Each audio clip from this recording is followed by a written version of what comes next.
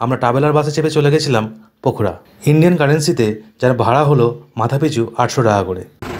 বাস ছেড়েছিল বেলা 11টার সময়, আর আমরা পোখরা বাস স্ট্যান্ডে পৌঁছেছিলাম সন্ধ্যা 7টার সময়। বাস স্ট্যান্ডের একদম কাছেই আমরা একটা হোটেল নিয়েছিলাম। এখানে আমরা দুরাত্রি ছিলাম। এখানে আমাদের এক এক দিনের জন্য দিতে হয়েছিল নেপাল কারেন্সিতে। ডকুমেন্ট হিসাবে আমাদের লেগেছিল প্রকৃতির যে ন্যাচারাল বিউটি, তা হয়তো অলরেডি আমরা দেখা শুরু করে ফেললাম। দ্বিতীয় বৃহত্তম শহরটির নামই হলো পোখরা, আর এই পোখরা শহরের এটিই হলো একটি বৃহত্তম লেক।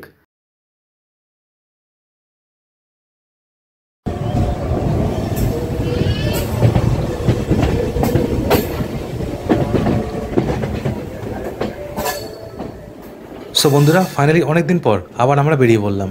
অনেক দিন থেকে ভাবছিলাম তোমাদের সামনে কবে একটা ট্রেক ভিডিও নিয়ে আসবো, তাই আবার বেরিয়ে পড়লাম এবং তোমাদের সামনে নিয়ে চলে এলাম সুন্দর একটা ট্রেক।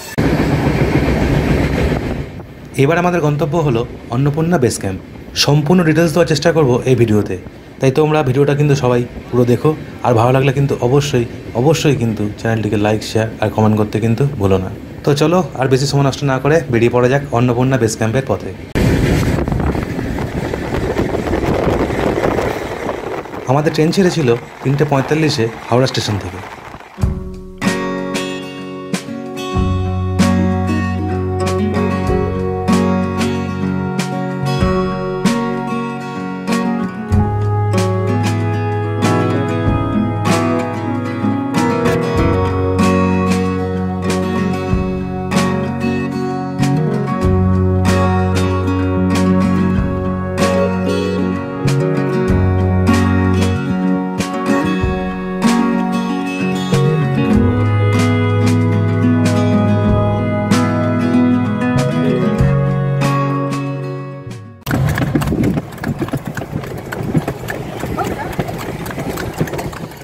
রক্সর স্টেশনে আমরা পৌঁছেছিলাম পরের দিন 8:45-এ। তোমাদের জানিয়ে রাখি, এই রক্সর স্টেশনটা কিন্তু বিহারের মধ্যে পড়ছে। রক্সর স্টেশনে নেবে আমরা ওখান থেকে টাঙ্গা ভাড়া করেছিলাম বীরগঞ্জ যাওয়ার জন্য। রক্সর স্টেশন থেকে বীরগঞ্জ যেতে আমাদের টাঙ্গার ভাড়া দিতে হয়েছিল ইন্ডিয়ান কারেন্সিতে 120 টাকা। কিন্তু কেউ যদি চায় অটো করে যাবে তাহলে কিন্তু সে যেতে পারে, কারণ এখানে কিন্তু অটোর ব্যবস্থাও রয়েছে। আমরা যখন বীরগঞ্জ বাস স্ট্যান্ডে গিয়ে পৌঁছালাম তখন ওখানে দেখলাম একটা পুজো উপলক্ষে মেলা হচ্ছে।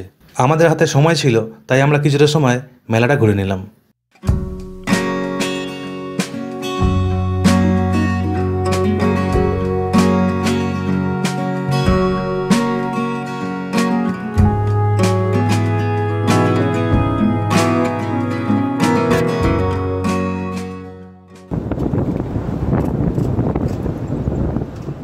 মেলা ঘোরার পর আমরা ট্রাভেলার বাসে চেপে চলে গেছিলাম পোখরা। ইন্ডিয়ান কারেন্সিতে যার ভাড়া হলো মাথাপিছু 800 টাকা করে।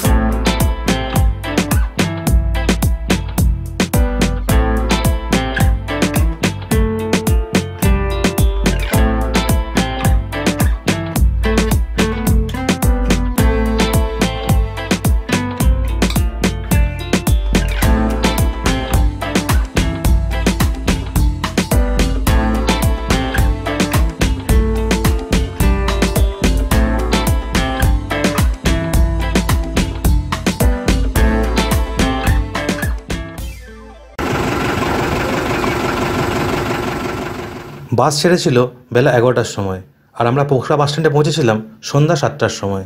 বাস স্ট্যান্ডের একদম কাছেই আমরা একটা হোটেল নিয়েছিলাম। এখানে আমরা দুরাত্রি ছিলাম। এখানে আমাদের এক এক দিনের জন্য দিতে হয়েছিল নেপাল কারেন্সিতে 600 টাকা করে। পরের দিন সকালে আমরা বাস স্ট্যান্ড থেকে 4 কিলোমিটার দূরে গিয়েছিলাম পারমিশন অফিসে। পারমিশনের জন্য আমরা পে করেছিলাম 7 দিনের জন্য মাথাপিছু 1000 টাকা করে নেপাল কারেন্সি হিসাবে। ডকুমেন্ট হিসাবে আমাদের লেগেছিল আধার কার্ড আর 2 কপি ফটো। আপনারা যদি কোনো সময় এখানে আসেন এই ডকুমেন্টগুলো অবশ্যই কিন্তু ক্যারি করতে ভুলবেন না। পারমিশন করার পর আমরা এখানে কিছু সাইট সিন ঘুরে নিয়েছিলাম। পোখরায় প্রথমেই আমরা দেখেছিলাম রূপাতাল। তো চলুন প্রথমে আপনাদের দেখাই রূপাতাল। রূপাতাল যাওয়ার আগেই আমাদের চোখের সামনে চলে এলো সুন্দর একটা গ্রাম্য পরিবেশ। প্রকৃতির যে ন্যাচারাল বিউটি তা হয়তো অলরেডি আমরা দেখা শুরু করে ফেললাম।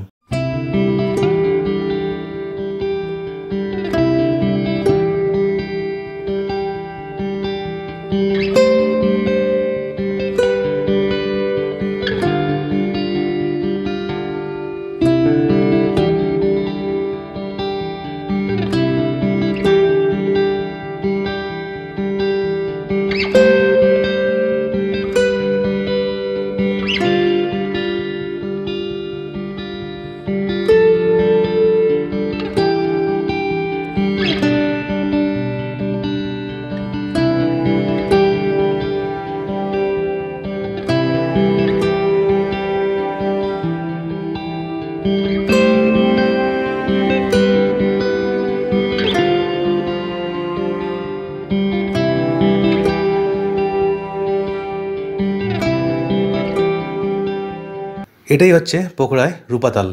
রূপাতাল দেখার পর এবারে আমরা এখান থেকে চলে গেছিলাম ফেয়া লেক।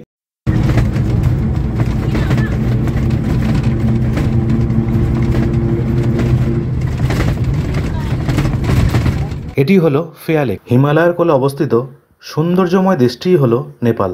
এই দেশের দ্বিতীয় বৃহত্তম শহরটির নামই হলো পোখরা। আর এই পোখরা শহরের এটিই হলো একটি বৃহত্তম লেক, যার নাম ফেয়া লেক। এই বিশাল লেকটির আয়তন প্রায় 4.5 বর্গ কিলোমিটার।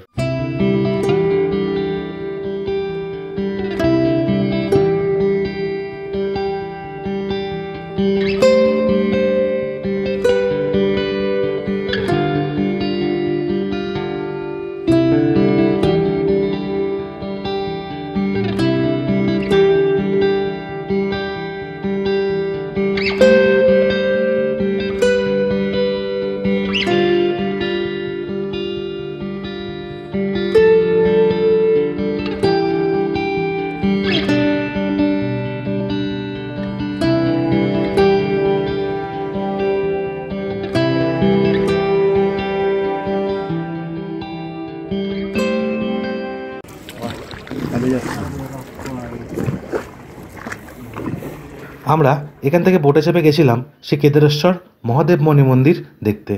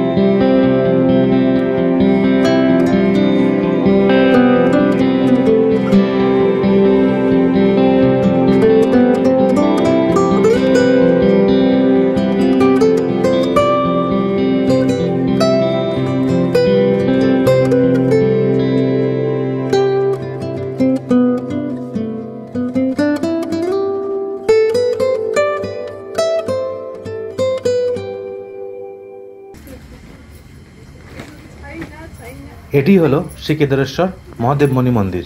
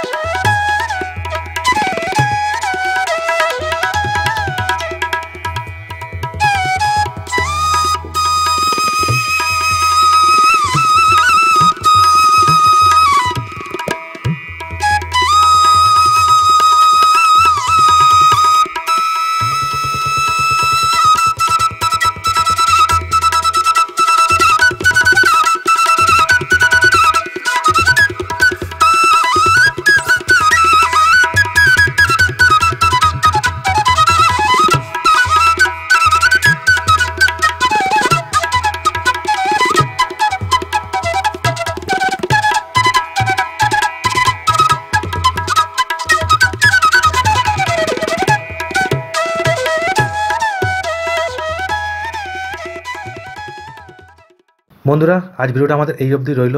পরের দিন আমরা যাব ঘান্ডুগের একটু আগে চংরং, যেখান থেকে আমরা আমাদের ট্রেকের যাত্রা শুরু করব। ভিডিওটা তোমাদের কেমন লাগলো অবশ্যই কিন্তু কমেন্ট করে জানিও।